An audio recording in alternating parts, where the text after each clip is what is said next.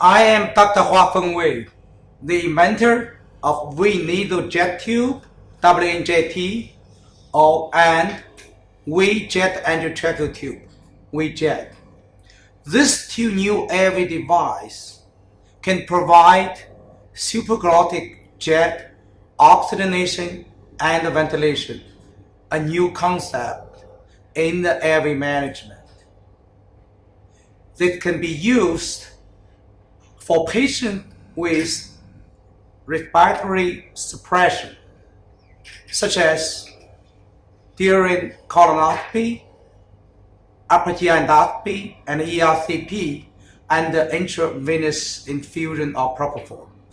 For example, Michael Jackson, the superstar in America, died of propofol infusion for insomnia.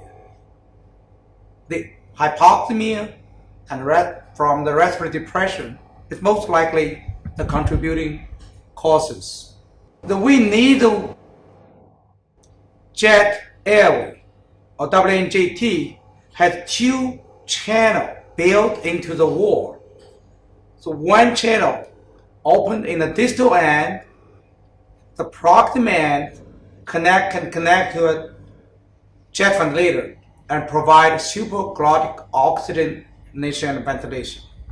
And compared to a regular nasal oxygen supply, this will give much more powerful pulse oxygen and assist patient ventilation. Now the other channel is open in the middle of the lumen of the WNJT, and the proximal can connect it to an anti-CO2 monitor, such as this one, and monitor patients' anti-CO2 and breathing, and the efficiency of the supraglottic jet ventilation. Now the VJet also has a channel built into posterior wall of the endotracheal tube, and an open distal end. The proximal end can connect to a jet ventilator and provide supraglottic jet oxygenation and ventilation. Now, in its lumen, there's also an anti-CO2 monitor catheter, and then its distal end parallel to the distal end of the endotracheal tube, and it is also metal dilate that shift the jet endotracheal tube up about 30 degrees. Now, when you use the V needle jet tube, you first measure the distance between ear and the nose. And remember the marker here, and you insert the WNJT into one of patient nostril to the level that you just measured. And then by connecting the jet channel, is colored by the blue, and observe patient's chest rising and anti-CO2. Move this tube in or out a little bit, or move the patient's head a little bit to the left, a little bit to the right, until you have a best chest rising and you have a best CO2 or maximum anti-CO2 value. This is the proper position. Then you push this blocker down close to the nose and secure the jet nasal airway in the nose.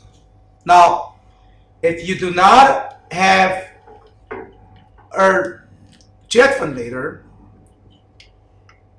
you can also use the breathing circuit on the anesthesia machine or an ambu bag, and provide supraglottic oxygenation and ventilation in a traditional way.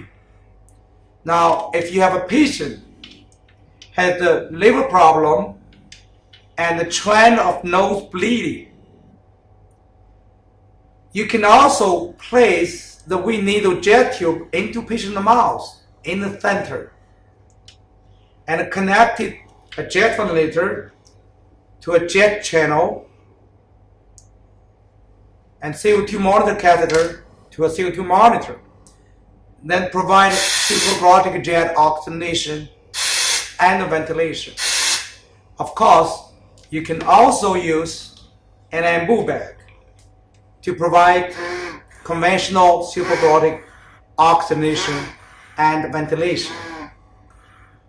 Now, if you have a difficult airway, you can first use the weak needle jet tube, provide supraglottic jet oxygenation and ventilation during your direct laryngoscopy, such as using a video scope like this one. So if you only see epiglottis, a grade 3 view of glottis, you can put the distal end of this weak jet under the epiglottis and align this jet and the tracheal tube with the patient midline. Then do the supraglottic jet oxygenation ventilation. You can adjust the distal end a little bit left, a little bit right, or a little bit up until you achieve best chest rising, the highest CO2 value, and no jet turbulent sound. That means your distal end of jet endotracheal tube is directly facing vocal cord. At this time, while you continue to give patient oxygenating, and you can put this CO2 monitor catheter through the vocal cord into the patient's trachea, about 6 centimeters below the vocal cord. And you continue to give jet oxygenation ventilation. And at this time, you should have continuous anti-CO2. That means this anti-CO2 monitor catheter is inside of patient trachea. At this time, you already have a guiding catheter in the trachea. You can just push the jet endotracheal tube into the trachea over this sliding catheter by the anti-CO2 monitor catheter. And you can continue to give patients jet oxygenation and ventilation and confirm that jet endotracheal tube is inside the trachea. Obviously, this two airway device, WNJT, weak needle jet tube, and weak jet endotracheal tube, can provide supraglottic jet oxygenation ventilation all the time, continuously, during the difficult airway management. That will minimize the chance of hypoxemia and the related morbidity and mortality. If you consider the difficult airway is like a fire in our life, the supraglottic jet oxygenation and the ventilation, like a fire extinguisher. When the fire just started, it's easy to put it out by a fire extinguisher. When you have a difficult airway, when you see a little bit epiglottis, you started to give oxygen first. Then you establish the airway by different methods. So you continue to provide oxygen during your difficult airway management.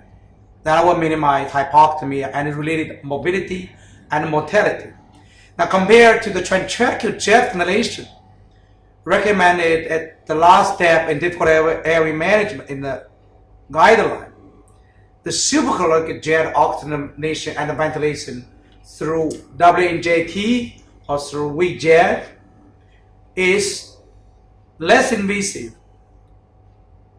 easier to use, easy to teach, and less complicated and effective. Hopefully in the future, it will help to minimize hypoxemia and reduce the morbidity and mortality during difficult airway management.